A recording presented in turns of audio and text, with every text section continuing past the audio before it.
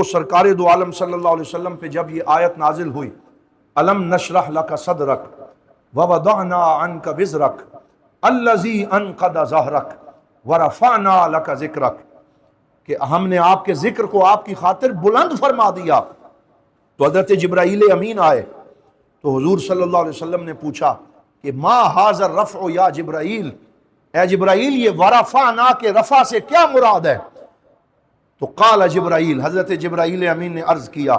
رفع اللہ ذکرک، کہ اللہ نے آپ کے ذکر کو یوں بلند کیا ہے بِأَنَّهُ لا خطیب یخطب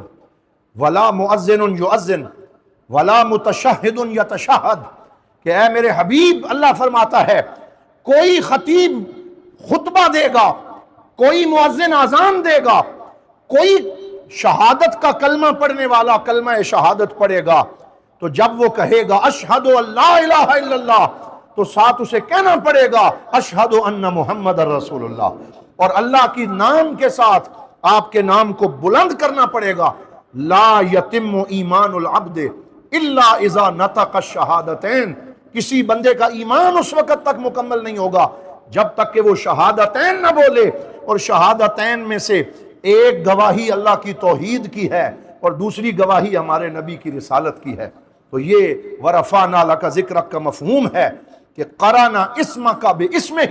کہ اللہ نے آپ کے نام کو اپنے نام کے ساتھ ملا دیا۔ اور حضرت سیدنا حسان ابن ثابت نے یہ شعر لکھا وَضَمَّ الْإِلَٰهُ اسْمَكَ بِاسْمِهِ اِذَا قَالَ